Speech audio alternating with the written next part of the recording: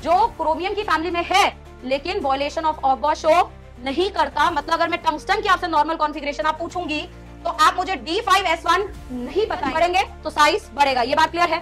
तो बस साइज बढ़ेगा, यहाँ पर भी साइज बढ़ा और यहाँ पे भी साइज बढ़ा और हमारी एक्सपेक्टेशन ने हमें बिल्कुल भी हर्ट नहीं। एनर्जी का फाइनल वैल्यू क्या होगा? लिथियम, फिर कौन होगा? बोरॉन, फिर कौन होगा? Beryllium, carbon, oxygen, nitrogen, fluorine and neon. Hello everyone, my name is Bhavna Juneja and we will be doing a rapid revision series for the upcoming paper of NEET. So बेटा हम लोग 30 minutes में एक एक करके inorganic के हर एक chapter को रिवाइज करने वाले हैं। आज हम जो पहला चैप्टर रिवाइज कर रहे हैं that is classification of elements and periodicity in its properties. So I hope आप सबके दिमाग में क्वेश्चन आ रहा होगा, जैसे मैंने बोला 30 मिनट्स, तो 30 मिनट्स में क्या, 30 मिनट्स में तो कुछ हो ही नहीं पाता है। हम 30 मिनट्स में क्या डिस्कस करेंगे आज? देखिए आज मैं आपको कुछ भी ऐसा नहीं बताने वाली हूं जो आपको पहले से नहीं पता है। मैं आपको कुछ भी ऐसी चीजें नहीं बताऊंगी जो ऑब्वियस है, कुछ भी ऐसी चीज नहीं बताने वाली जो एज इट इज आप लोग जानते हैं। आज 30 मिनट्स में हमारा फोकस कुछ और है। आज 30 मिनट्स में मैं आपको वो सारी चीजें बताऊंगी जहां पर एग्जामिनर एक गूगली फेंकेगा और आप लोग फेल होंगे। आज 30 मिनट्स में हम वो पॉइंट्स ऑफ डिस्कशन करेंगे जहां पर एग्जामिनर आपको फंसाएगा और आप फंसेंगे। हम आज 30 मिनट्स में वो डिस्कशन करेंगे हर चैप्टर में जिसमें या तो आप जीतोगे या एग्जामिनर जीतेगा। अब ये आपको डिसाइड करना है कि आप जीते और एग्जामिनर हारे। वो ऐसा कुछ भी क्वेश्चन फेंके तो हमारा बच्चा उसे हैंडल कर पाए। एग्जामिनर को बहुत अच्छे से पता होता है कि हमारा बच्चा कहां फंस सकता है। हमें आज 30 मिनट्स में उन्हीं पॉइंट्स पर हाईलाइट करना है जहां हमारा बच्चा फंस सके और हमें ध्यान रखना है कि हम इन पॉइंट्स पे अटके ना। तो yes, in the entire 30 minutes I will be only and only focusing on those things जो आप या तो भूल सकते हैं या आपको कंफ्यूज किया जा सकता है। तो वो पॉइंट्स पर आज हम लोग जो है डिस्कशन करने वाले हैं। तो are you all excited for this? All right, so let's start with our first chapter that is classification of elements and periodicity in its properties. देखिए जो पहला चैप्टर है इसके अंदर I suppose everybody of us know what is the periodic table. Periodic table में कितने blocks हैं, कितने ग्रुप्स हैं, कितने तरीके के एलिमेंट्स होते हैं, हम ये सब जानते हैं। लेकिन आज हम क्या डिस्कशन करने वाले हैं? हम डिस्कशन करेंगे उन पॉइंट्स पर जहां पर आपको ध्यान देने की जरूरत है। देखिए पहला पॉइंट इस पूरे पीरियोडिक टेबल में I think everybody can C hydrogen. तो हाइड्रोजन एक ऐसा एलिमेंट है पीरियोडिक टेबल में बेटा जिसकी पोजीशन हम लोग फिक्स नहीं कर पाते हैं। जैसे आपने देखा पीरियोडिक टेबल में एलिमेंट कहां रखा हुआ है? बीच में रखा हुआ है, क्योंकि इसकी कुछ प्रॉपर्टी मैच करती है एल्कली मेटल से और कुछ प्रॉपर्टी मैच करती है हैलोजन से। तो पहला पॉइंट हमें ध्यान रखना है ऐसा कौन सा एलिमेंट है जिसका पोजीशन फिक्स नहीं है, and that is nothing but hydrogen. अगर हम इसी तरीके से डिस्कशन करेंगे तो हमारे जो ब्लॉक्स होते हैं उसमें जो एस ब्लॉक होता है उसमें जो पहला ग्रुप होता है सब जानते हैं उसे एल्कली मेटल बोलते हैं, दूसरे वाले को बोलते हैं अल्कलाइन अर्थ मेटल। लेकिन यहाँ पर एक और ट्विक है जिसके ऊपर एग्जामिनर हमें फंसाएगा, वो है बेरिलियम। बेरिलियम एक लौता ऐसा एलिमेंट है पीरियोडिक टेबल का जिसे ग्रुप 2 में तो रखा जाता है लेकिन उसे अल्कलाइन अर्थ मेटल की कैटेगरी में नहीं रखा जाता। तो अगर एग्जामिनर अल्कलाइन अर्थ मेटल बोलेगा तो अपन उसको बेरिलियम को उसमें काउंट नहीं करेंगे, और ग्रुप 2 बोलेगा तो अपन बेरिलियम को उसमें काउंट करेंगे। तो सेकंड पॉइंट ऑफ डिस्कशन हमारा ये होता है कि बेरिलियम ग्रुप 2 का एलिमेंट है लेकिन उसे हम अल्कलाइन अर्थ मेटल काउंट नहीं करते। ऐसा क्यों होता है? क्योंकि बेटा बेरिलियम ऑक्साइड हमारा एम्फोटेरिक नेचर का होता है। देखिए वर्ड है अल्कलाइन, अल्कलाइन का मतलब क्या होता है? बेसिक। तो अल्कलाइन अर्थ मेटल में अपन को वही एलिमेंट्स रखने हैं जिसके ऑक्साइड्स क्या हो? बेसिक हो। लेकिन बेरिलियम का ऑक्साइड क्या है? एम्फोटेरिक, इसलिए हम उसे ग्रुप 2 बोल रहे हैं पर अल्कलाइन अर्थ मेटल नहीं बोल रहे हैं। सिमिलर लाइंस पे जिंक, कैडमियम, मरकरी अगर आप देखेंगे इन सबको डी ब्लॉक में रखा जाता है। ये मिडल वाले सारे डी ब्लॉक हैं, लेकिन zinc, cadmium, mercury D block तो है लेकिन जिंक, कैडमियम, मरकरी को हम लोग ट्रांजिशन एलिमेंट की कैटेगरी में नहीं रखते हैं। सो अगर मैं बात करूं कौन से एलिमेंट ट्रांजिशन है तो सारे डी ब्लॉक ट्रांजिशन है एक्सेप्ट जिंक, कैडमियम है, मरकरी। तो ये डी ब्लॉक के एलिमेंट्स है बट ट्रांजिशन एलिमेंट्स नहीं है। सिमिलर लाइंस पे ये ट्रांजिशन एलिमेंट्स क्यों नहीं है? क्योंकि बेटा ट्रांजिशन एलिमेंट्स वो होते हैं जिनके अंदर या तो डी ऑर्बिटल इनकम्प्लीट फिल होना चाहिए अपनी ग्राउंड स्टेट में या फिर अपने मोस्ट कॉमन स्टेट में। अभी जिंक, कैडमियम, मरकरी जो होता है इन सब की कॉन्फ़िगरेशन होती है D10S2।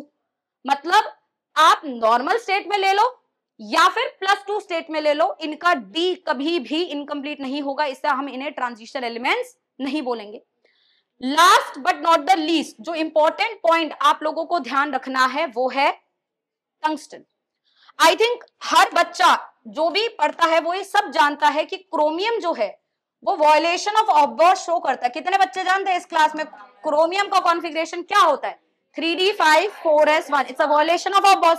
अब हमारा एक्सपेक्टेशन क्या है कि क्रोमियम वॉयलेट कर रहा है तो मोलिब्डेनम भी वॉयलेट करेगा और टंगस्टन भी वॉयलेट करेगा, लेकिन इसी ग्रुप में। लेकिन टंगस्टन एक ऐसा एलिमेंट है बेटा, याद करें, टंगस्टन इकलौता ऐसा एलिमेंट है जो क्रोमियम की फैमिली में है लेकिन वॉयलेशन ऑफ ऑब्बॉस शो नहीं करता। मतलब अगर मैं टंगस्टन की आपसे नॉर्मल कॉन्फ़िगरेशन आप पूछूंगी तो आप मुझे D5S1 नहीं बताएंगे, आप मुझे बताएंगे नॉर्मल D4S2। ये 3D है, 4D फिर क्या आ जाता है बेटा? 5D और 6। मतलब यहां पर वॉयलेशन ऑफ बॉस का संभव नहीं है। क्या ये बातें समझ आ रही है? अगर हम इस पीरियोडिक टेबल में सारे एलिमेंट्स का जनरल कॉन्फ़िगरेशन लिखे तो बेटा एस ब्लॉक का जनरल कॉन्फ़िगरेशन NS1 से 2, पी ब्लॉक का general configuration NS2 NP1 to 6, D block का general configuration N-1D 1 to 10 NS। अब ध्यान दीजिए, अगर आप यहां पे प्लैटिनम को काउंट करते हैं बेटा तो वो हो जाता है 0 से 2, बट अगर आप इसमें प्लैटिनम को काउंट नहीं करते हैं बेटा तो वो बन जाता है 1 से 10 NS 1 से 2। मतलब अगर मैं एनसीईआरटी पढ़ूंगी तो मुझे 2 इलेक्ट्रॉनिक कॉन्फ़िगरेशन मिलेगी, 1 से 2 भी मिलेगा और 0 से 2 भी मिलेगा। मुझे किसको प्रेफर करना है? मैं इसको प्रेफर करूंगी because this is including platinum. Platinum इकलौता ऐसा एलिमेंट है जिसमें D10 होता है पर S में क्या होता है? 0 होता है। सिमिलर लाइन से बेटा अगर हम F ब्लॉक की कॉन्फ़िगरेशन देखते हैं तो वो हो जाता है N-2F 1 से 14, N-1D 0 से 1 एंड NS2। अब यहां पर एक बहुत इंपॉर्टेंट पॉइंट है जो मैं हाईलाइट करूंगी, वो ये है कि अगर मैं आपको कोई ऐसा एलिमेंट लिख कर दूं जिसका कॉन्फ़िगरेशन ये है, आप में से बहुत सारे बच्चे इस क्लास में ऐसे होंगे जो यहां फिसल जाएंगे। ये एग्जामिनर ने गूगली फेंकी और आप फेल, क्योंकि आपको लगेगा, देखिए एक आम बच्चे को क्या लगेगा, आम बच्चे ऐसे देखेगा, बोलेगा S भरा हुआ है, F भरा हुआ है, लास्ट इलेक्ट्रॉन D में होगा, ये एलिमेंट हो गया D ब्लॉक का, और यहां आप हो गए फेल क्योंकि ये एलिमेंट अभी भी किसका है बेटा? F ब्लॉक का। मुझे कैसे पता चल रहा है? Because this is following this general configuration. Look at the general configuration. मेरे पास अलाउड है D में कितने इलेक्ट्रॉन? 1, या तो 0 या तो 1। 14 अलाउड है, यहाँ पर 114 अलाउड है कि नहीं है? S में कितने अलाउड है? 2। तो मतलब ये कॉन्फ़िगरेशन इससे मैच कर रही है, मतलब ये एलिमेंट D का लग रहा है पर ये D का है नहीं, ये एलिमेंट किसका है? F block. इसलिए बहुत जरूरी है अगर आपको कोई भी कॉन्फ़िगरेशन देगा आप अपनी प्रिजम्पशंस नहीं लेंगे, आप जनरल इलेक्ट्रॉनिक कॉन्फ़िगरेशंस को देखेंगे। क्या आपको मेरी बात समझ आ गई है? इसके बाद बच्चों थोड़ा सा आगे बढ़ते हैं और ये देखते हैं कि अगर हमारे पास कोई जनरल कॉन्फ़िगरेशन है, हमने उस एलिमेंट को पहचान लिया वो कौन से ब्लॉक का है जनरल कॉन्फ़िगरेशन से मैच करके, तो अब कैसे पता चलेगा उसका क्या ग्रुप नंबर है, क्या पीरियड नंबर है, सब कुछ कैसे देखते हैं बेटा? अगर आपको पीरियड नंबर देखना है तो आपको बस वैलेंस शेल का क्या देखना होता है बेटा? N। For example I give you any configuration and it is written like this. तो बेटा वैलेंस शेल में आप देखेंगे N का वैल्यू कितना है? 6, तो आप इसे बोल देंगे सीधा पीरियड नंबर क्या है? 6। ये कॉन्फ़िगरेशन S ब्लॉक पे भी वैलिड है, P पे भी वैलिड है, D पे भी वैलिड है, तीनों जगह ये चीज वैलिड है। क्या बोला? S, P and D, F को मेंशन नहीं किया, तो इस चीज का ध्यान रखा जाए। आगे चलते हैं, थोड़ा सा ग्रुप नंबर की बात करते हैं। ग्रुप नंबर की बात और पीरियड नंबर में F को अलग से देखेंगे। पहले हम इधर बात करते हैं। अगर मैं S ब्लॉक की बात करूंगी तो बेटा ग्रुप नंबर तो सीधा डिसाइडेड है ना, या तो ग्रुप 1 होगा या तो ग्रुप 2 होगा। ग्रुप 1 को क्या बोल देते हैं? NS1। ग्रुप 2 को क्या बोल देते हैं? NS2। P ब्लॉक बेटा क्या है? अभी हमने लिखा NS2 NP1 to 6, इसका जनरल है। तो आपको क्या करना है, अगर आपको इसका ग्रुप निकालना है ना तो S और P के इलेक्ट्रॉन को ऐड करना है और उसमें 10 ऐड करना है। क्या करना है? 10 plus number of valence electron.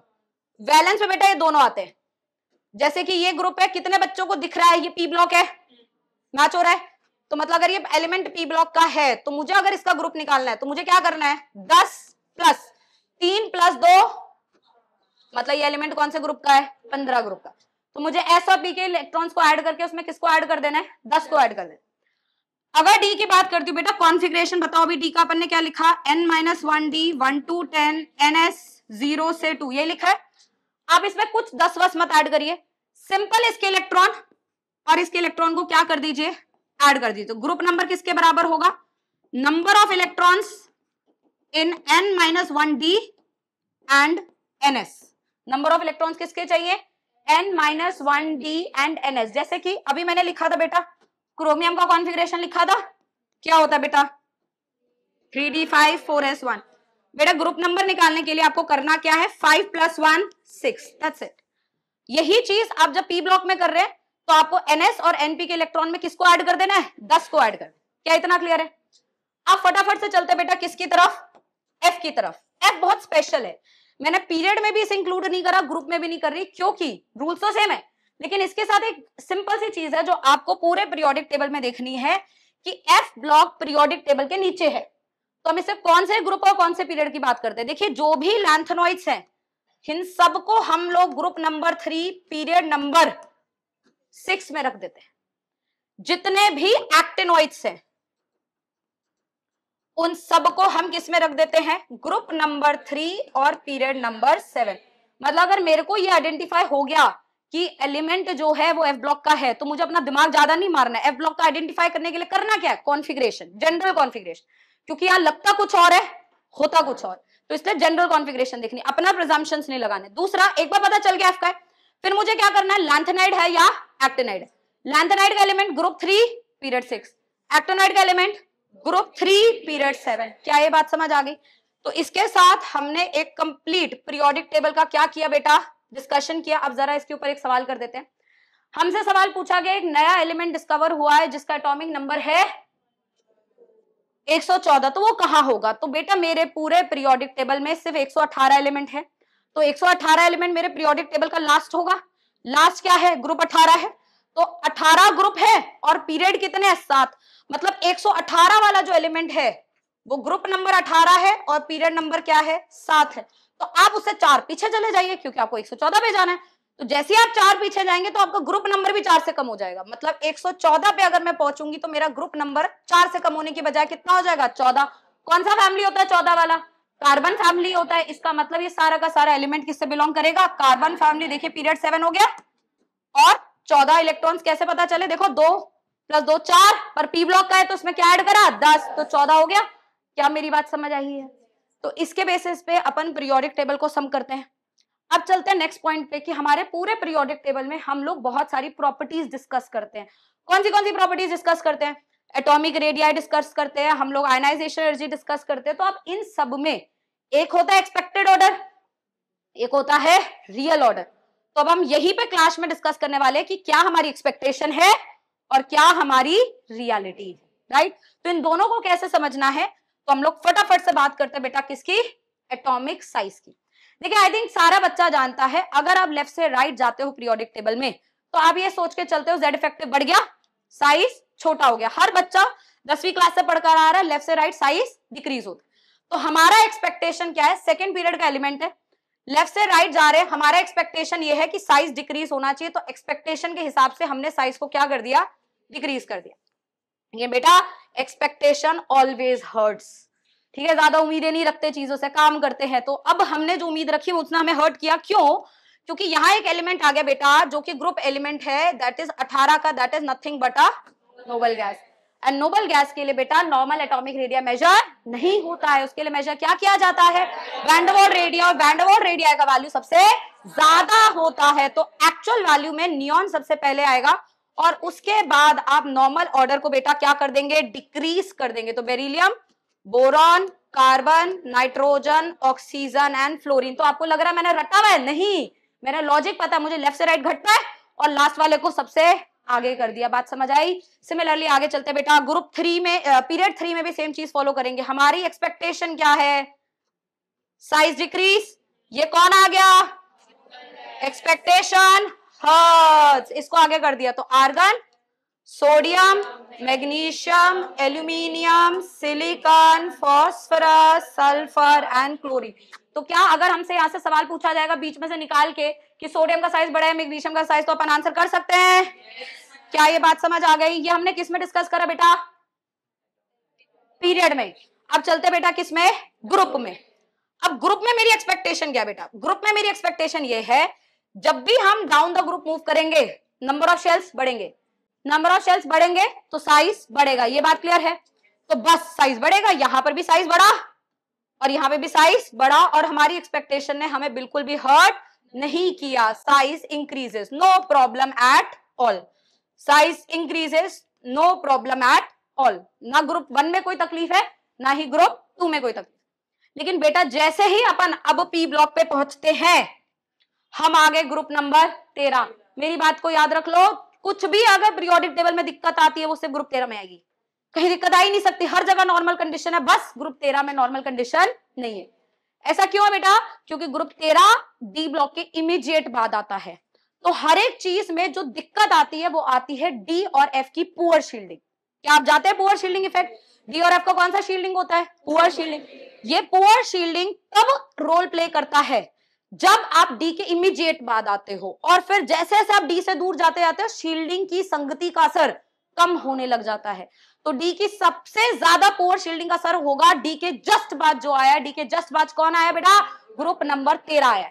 तो हर बार ग्रुप नंबर 13 में आपको एक दिमाग में रखना है शील्डिंग इफेक्ट। अब देखिए शील्डिंग कैसे आएगा, बोरॉन की बात करते हैं बेटा, कॉन्फ़िगरेशन क्या होती है बोरॉन की, 2s2 2p1, aluminium 3s2 3p1, कोई दिक्कत नहीं, गैलियम 4s2 4p1, दिक्कत है क्योंकि अब आ गया है 3d10, इंडियम 5s2 5p1, ज्यादा दिक्कत नहीं है, अंदर आ गया 4d10, थैलियम 6s2 6p1, अंदर क्या आ गया बेटा 5d10 एंड 4f14।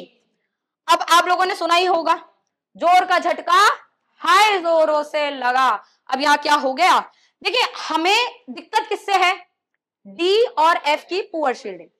यहां डी आया क्या, बोरॉन से एल्यूमिनियम गए, डी आया क्या, नहीं, तो नॉर्मल चलेगा। नॉर्मल क्या होता है, साइज बढ़ता है, तो बोरॉन से एल्यूमिनियम साइज बढ़ा, नॉर्मल। लेकिन अब आप डी की तो उम्मीद ही नहीं लगाए बैठे थे और डी अचानक से आ गया, कोई चीज अचानक होगी तो इंपैक्ट ज्यादा होगा। अब इंपैक्ट ज्यादा हुआ, डी का कौन सा शील्डिंग है, पुअर, मतलब ये बेचारा न्यूक्लियर चार्ज को रोक ही नहीं पाया, न्यूक्लियर चार्ज आउटर मोस्ट तक पहुंच गया, आउटर मोस्ट न्यूक्लियस के पास आ गया, साइज कम हो गया। अब यहां दिक्कत आई कि गैलियम और एल्यूमिनियम में से गैलियम का साइज डिक्रीज हो गया जो कि इंक्रीज होना चाहिए। लेकिन अब तो आदत पड़ गई ना, आदत हो गई है, यहाँ डी है यहाँ पे भी अब डी का कोई असर नहीं है, आदत हो गई, आदत होगी मतलब अब नॉर्मल चलेगा। नॉर्मल क्या था, साइज बढ़ना चाहिए, फिर से बढ़ गया साइज, इसके बाद वापस आ गए तो फिर से साइज हमारा इंडियम पे आके बढ़ गया। उसके बाद हमें तो आदत थी डी की, थोड़ा सा आ गया पुअर, ज्यादा फर्क नहीं पड़ा हम लोगों को क्योंकि आदत हो चुकी है। जब इतना बुरा देख लिया तो हल्का सा और बुरे में ज्यादा कोई मतलब नहीं है। साइज अभी भी बेटा क्या होता गया, बढ़ता गया, मतलब साइज हर जगह बढ़ा एक्सेप्ट एल्यूमिनियम एंड गैलियम। तो मैं फाइनल ऑर्डर जो बनाऊंगी उसमें क्या बोलूंगी, नॉर्मल साइज बढ़ा दो बट गैलियम और एल्यूमिनियम को आपस में इंटरचेंज कर दो। कितनों को दिख रहा है, गैलियम और एल्यूमिनियम को आपस में अपन ने क्या कर दिया, इंटरचेंज। बाकी सारी चीजें क्या है, सेम। तो आपको लगता है अपन को रटने की आवश्यकता है, नहीं, अपन को लॉजिक आना चाहिए, बोरॉन गैलियम में चेंज होगा, बाकी सारा ऑर्डर कैसा है, नॉर्मल। बेटा ये बताओ ये चेंज क्यों हुआ, शील्डिंग, शील्डिंग जैसे जैसे डी से दूर जाते रहेंगे क्या होते जाएगी, कम। अब इसके संगति का असर खत्म हो जाएगा जैसे ही बेटा आप पहुंचेंगे किस पे, 14 15 16 17 18, मतलब इन ग्रुप में शील्डिंग का कोई रोल नहीं है। मतलब नॉर्मल एक्सपेक्टेशन के हिसाब से चलिए, एक्सपेक्टेशन क्या कहता था, size increases down the group, तो इन सब केस में बेटा साइज क्या होगा, इंक्रीज होगा। बताओ कोई दिक्कत, क्या ये बात समझ आ गई है? चलो बहुत बढ़िया, आगे चलते हैं, थोड़ा और चीजों को समझते हैं और नेक्स्ट प्रॉपर्टी पे पहुंच जाते हैं। बेटा बताओ कौन सी प्रॉपर्टी है, आयनाइजेशन एनर्जी। आयनाइजेशन एनर्जी क्या होती है, किसी भी एक आइसोलेटेड गैसियस एटम से अगर मैंने लास्ट इलेक्ट्रॉन हटाना है तो मुझे जो एनर्जी देनी पड़ेगी उस एनर्जी को अपन बोलते हैं आयनाइजेशन एनर्जी। जितना वो इलेक्ट्रॉन न्यूक्लियस से टाइटली बंधा रहेगा उसको हटाना उतना मुश्किल है, जितना वो इलेक्ट्रॉन न्यूक्लियस से लूजली बाउंड रहेगा उसको हटाना उतना आसान है। वैसे तो केमिस्ट्री में बहुत सारी चीजें होती हैं, लेकिन केमिस्ट्री में कुछ चीजें ऐसी भी होती हैं जो कभी ब्रेक नहीं होती, और वो होती है सक्सेसिव आयनाइजेशन एनर्जी। बेटा यहां पर भी एग्जामिनर एक गूगली फेंकेगा, तुम फंसोगे। ये बात आप गांठ बांध के अपने दिमाग में बसा लो, चाहे कुछ हो जाए पहला इलेक्ट्रॉन निकालना आसान है, उसी एलिमेंट से दूसरा इलेक्ट्रॉन निकालना मुश्किल है, तीसरा इलेक्ट्रॉन उसी एलिमेंट से निकालना और मुश्किल है, भले ही वो दूसरा इलेक्ट्रॉन निकालना चाहे या ना चाहे, चाहत does not matter. So what I want to tell you here is, focus on this point. Magnesium की बात करते हैं. कॉन्फ़िगरेशन क्या है बेटा? 1s2 2s2 2p6 3s2 है कि नहीं है?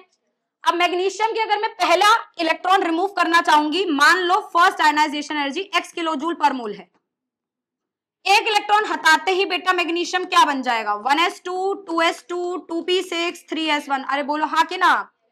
दूसरा इलेक्ट्रॉन हटाने से आयनाइजेशन एनर्जी 2 लगेगी. आयनाइजेशन 2 एनर्जी मान लो क्या है? y किलोजूल पर मोल. अब बच्चों को क्या लगता है? बच्चों को ये लगता है कि आपका सेकंड आयनाइजेशन कम होगा और फर्स्ट आयनाइजेशन ज्यादा होगा, क्योंकि दूसरा इलेक्ट्रॉन निकालते ही ये बनने वाला है नोबल गैस. और यही उसने गूगली फेंकी, तुम फंस गए, क्योंकि ऐसा कभी नहीं हो सकता. एक एलिमेंट से पहला इलेक्ट्रॉन निकालना आसान, दूसरा निकालना मुश्किल. चाहे दुनिया कुछ भी बोले, y का वैल्यू x से ज्यादा ही होगा. क्या ये बात समझ आ गई है? इसमें कोई फर्क नहीं पड़ता मैग्नीशियम चाहता है या ना चाहता है. अब सिंपल सी बात करते हैं, अगर हम लेफ्ट से राइट जाते हैं पीरियोडिक टेबल में, तो हमारी उम्मीदें क्या होती हैं? कि साइज छोटा होता जा रहा है और इलेक्ट्रॉन निकालना मुश्किल होता जा रहा है. तो हमारी एक्सपेक्टेशन ये कहती है आयनाइजेशन एनर्जी लेफ्ट से राइट जाने में क्या होगी? इंक्रीज होगी. तो यस, आयनाइजेशन एनर्जी लेफ्ट से राइट जाने में क्या होगी? बहुत बढ़िया. लेकिन बेटा कुछ एलिमेंट्स हमारे पास ऐसे हैं जिनका कॉन्फ़िगरेशन स्टेबल है. क्यों है बेटा stable? Because they are either half filled और फुली फिल्ड. तो जब आप इनको देखोगे बेटा, तो इनसे इलेक्ट्रॉन निकालना थोड़ा मुश्किल है कंपेयर टू इनके नेक्स्ट वालों से. तो यहां पर ये और इनके अगले वालों के बीच में क्या हो जाता है बच्चों? स्वैप हो जाता है. इसका मतलब हमारा आयनाइजेशन एनर्जी का फाइनल वैल्यू क्या होगा? लिथियम, फिर कौन होगा? बोरॉन, फिर कौन होगा? Beryllium, carbon, oxygen, nitrogen, fluorine and neon. इसको मैं किससे स्वैप करूं? आगे तो कोई है ही नहीं. तो पहला फैक्टर बताओ मैंने क्या देखा? Z इफेक्टिव की बढ़ेगा. दूसरा फैक्टर मैंने क्या देखा? Stable electronic configuration. क्या ऐसा हुआ कि मैंने स्टेबल इलेक्ट्रॉनिक कॉन्फ़िगरेशन को सबसे पहले रखा? नहीं. क्योंकि अगर ऐसा होता तो बेटा बेरिलियम सबसे आगे होता. क्योंकि अगर ऐसा होता तो बेटा नाइट्रोजन भी सबसे आगे होता. लेकिन नाइट्रोजन सबसे आगे नहीं है, नाइट्रोजन ऑक्सीजन से आगे, बेरिलियम बोरॉन से आगे. तो आप सिर्फ कॉन्फ़िगरेशन को स्टेबिलिटी नहीं देखते, आप उससे पहले क्या देखते हो? Z इफेक्टिव देखते हो. क्या आपको मेरी बात समझ आ रही है? सिमिलर लाइन से बेटा आप यहां भी चलोगे तो आपकी उम्मीदें क्या कह रही हैं? कि अब बेरिलियम बोरॉन को चेंज किया तो मैग्नीशियम एल्यूमिनियम को भी करो, नाइट्रोजन ऑक्सीजन को चेंज किया है तो बेटा फॉस्फोरस और सल्फर को भी करो. तो आयनाइजेशन एनर्जी इस प्रकार बन जाएगी. क्या ये बात क्लियर है? तो पहला फैक्टर बेटा अपन को क्या देखना है? हमेशा Z इफेक्टिव. अब देखो मैं इसमें कैसे तुम्हें फंसाने वाली हूं, जरा फटाफट से आप इस सवाल की तरफ देखिए. सवाल क्या कह रहा है?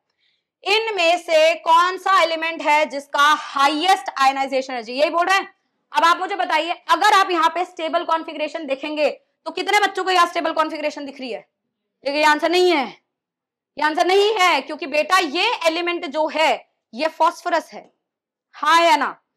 ये एलिमेंट कौन है? सिलिकॉन है. और ये एलिमेंट कौन है? क्लोरीन है. और अभी आपने लिखा पिछली स्लाइड पे, अभी आपने लिखा कि किसकी आयनाइजेशन ज्यादा है, क्लोरीन की या फास्फोरस की? क्लोरीन की, बिकॉज ऑफ Z इफेक्टिव. तो पहला पॉइंट जो देखना है वो Z इफेक्टिव है बेटा. यहां एग्जामिनर तुझे बहुत लालच देगा, इतनी लालच देगा स्टेबल कॉन्फ़िगरेशन की, तेरा मन करेगा stable configuration highest ionization energy, लेकिन तुम आंख नहीं करोगे, पहले क्या देखोगे? Z effective. तो बेटा Z इफेक्टिव के हिसाब से आंसर क्या बनेगा बेटा? C बनेगा. क्या ये बात समझ आ गई है? अब फाइनली हम लोग जैसे ही पहुंचेंगे बेटा ग्रुप में हमें कोई लालच नहीं है. जैसे मैंने आपको बोला down the group expectation normal चलती है. सिर्फ किसमें दिक्कत होती है? ग्रुप 13 में. तो 13 को ही डिस्कस करेंगे. हमारा एक्सपेक्टेशन ग्रुप में क्या होता है बेटा? As we move down the group ionization energy decreases. तो सब जगह डिक्रीज होगा, कोई दिक्कत नहीं है. सिर्फ कहां नहीं होगा? जैसे ही आप कहां पहुंचोगे? ग्रुप 13 पे पहुंचो. तो अभी मैंने आपको बताया था ग्रुप 13 में डी कहां आता है? अचानक से गैलियम पे आता है, इंडियम पे आता है, उसकी आदत पड़ जाती है. और किस में आता है? F हेलियम में आता है, क्योंकि यहां पर आता है 4F 14, 5d10, 6s2, 6p1 और इधर आता बेटा 3d10, 4s2, 4p1। तो हमारी उम्मीदें क्या थी? यहां हमारी उम्मीदें नॉर्मल है, आयनाइजेशन एनर्जी डिक्रीज करे, लेकिन यहां डी आ गया तो हमारी उम्मीदें जो हो गई वो ब्रेक हो गई। अब डी के पुअर शील्डिंग की वजह से आयनाइजेशन बढ़ गया।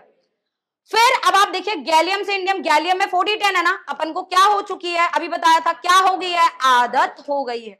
तो फिर से आयनाइजेशन एनर्जी क्या करा, डिक्रीज करा और फिर हमारी आदत ब्रेक हो गई। फिर कौन आ गया, एफ, पुअर शील्डिंग से आयनाइजेशन इंक्रीज करा। तो बताओ क्या हुआ, डिक्रीज, फिर इंक्रीज, फिर डिक्रीज और फिर इंक्रीज। अब ऑर्डर कैसे बनाएंगे? अरे बहुत सिंपल है, ऑर्डर बनाने में तो कोई 30 मार्क का चीज ही नहीं है। सबसे ज्यादा ऑर्डर किसका होगा आयनाइजेशन का बेटा, बोरॉन का। अब देखो कहां कहां बड़ी थी आयनाइजेशन, गैलियम पे बड़ी और थेलियम पे बड़ी। किस वजह से बड़ी, पुअर शील्डिंग की वजह से बड़ी। किसमें ज्यादा पुअर शील्डिंग है, थेलियम में, इसलिए फिर आएगा थेलियम, फिर आएगा गैलियम। बात समझ आई कि नहीं आई? कहां कहां डिक्रीज हुई थी आयनाइजेशन, जल्दी बताओ कहां डिक्रीज हुई थी, एल्यूमिनियम और इंडियम। क्यों डिक्रीज हुई थी, साइज बढ़ गया था। किसका साइज ज्यादा है, इंडियम का, क्योंकि नीचे है, मतलब इंडियम में ज्यादा डिक्रीज हुई तो इंडियम आया लास्ट में, एल्यूमिनियम आ गया पहले। क्या आपको बात समझ आई है? क्या हमें ऑर्डर रटना है? नहीं, ऑर्डर का क्या लगाना है, लॉजिक लगाना है। क्या बात समझ आ गई? तो ये बेटा किसको डिस्कस किया, ग्रुप 13 को। 14, 15, 16 में जाते हुए क्या इसका ऐसा कोई असर दिखेगा? नहीं। तो जैसे जैसे आप आगे जाते जाओगे आपकी एक्सपेक्टेशन नॉर्मल चलती जाएगी।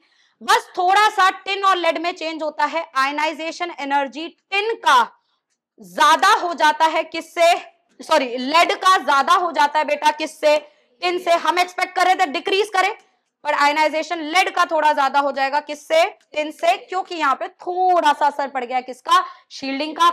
उसके आगे शील्डिंग का कोई असर नहीं है, तो आयनाइजेशन एनर्जी नॉर्मली डिक्रीजेस। तो सारे ग्रुप कवर हो गए।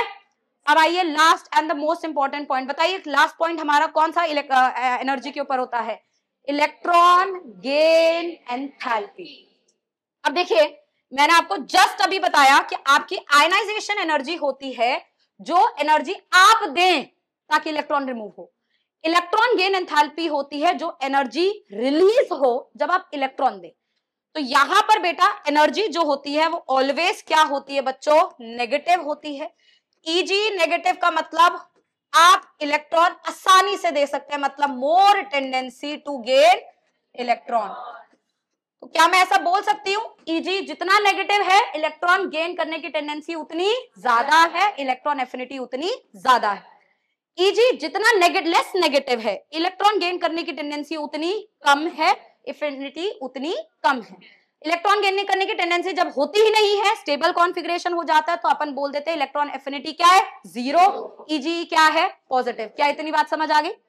अब यहां पर भी एक लास्ट पॉइंट है जहां एग्जामिनर तुम्हें फंसाएगा, और वो ये है, जब भी आप दूसरा इलेक्ट्रॉन या तीसरा इलेक्ट्रॉन ऐड करेंगे एनर्जी रिलीज नहीं होगी, इलेक्ट्रॉन भी आप ही देंगे, एनर्जी भी आप ही देंगे। सेकेंड ईजी और सेकेंड सक्सेसिव ईजी ऑलवेज क्या होती है बेटा, पॉजिटिव होती है। इस बात को आप कभी नहीं भूलेंगे। इलेक्ट्रॉन निकालना भी दूसरा मुश्किल है, इलेक्ट्रॉन ऐड करना भी दूसरा मुश्किल है। मैं दूसरा इलेक्ट्रॉन ना ऐड कर सकती हूँ ना ही मैं दूसरा इलेक्ट्रॉन रिमूव कर सकती हूँ, भले कोई चाहे या ना चाहे। क्या ये बात क्लियर है? अगर हम लोग सिंपल भाषा में बात करें तो हमारी एक्सपेक्टेशन ये है कि लेफ्ट से राइट जाएंगे इलेक्ट्रॉन गेन करने की टेंडेंसी बढ़ जाएगी। तो ऐसा ही होता है, लेफ्ट से राइट जाते हैं इलेक्ट्रॉन गेन करने की टेंडेंसी बढ़ जाती है, ईजी मोर नेगेटिव होता है और इलेक्ट्रॉन एफिनिटी बढ़ती है। बस अगर स्टेबल कॉन्फिगरेशन आ जाए तो इलेक्ट्रॉन गेन नहीं करा जाएगा, तब हम बोल देंगे इलेक्ट्रॉन एफिनिटी क्या है, 0। क्लियर? अगर आप पीरियड में जाते हैं यहां पर आप फंस जाएंगे। जब आप पीरियड में जाते हैं तो क्लियर है, लेकिन जब आप ग्रुप में जाते हैं तो आप ये सोच के चलते हैं इन अ ग्रुप ईजी क्या होता रहता है, इलेक्ट्रॉन गेन करने की टेंडेंसी क्या होती रहती है, कम होती रहती है, इलेक्ट्रॉन एफिनिटी कम होती रहती है।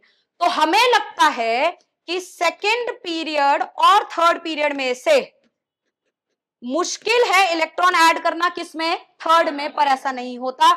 ईजी वैल्यू थर्ड पीरियड वालों की सेकेंड पीरियड से ज्यादा होती है, क्योंकि सेकेंड पीरियड के एलिमेंट में हो जाती है इलेक्ट्रॉनिक रिपल्शन। तो इस बात का आप लोग ध्यान देंगे कि ऑक्सीजन सल्फर में से इलेक्ट्रॉन एफिनिटी किसकी ज्यादा? सल्फर।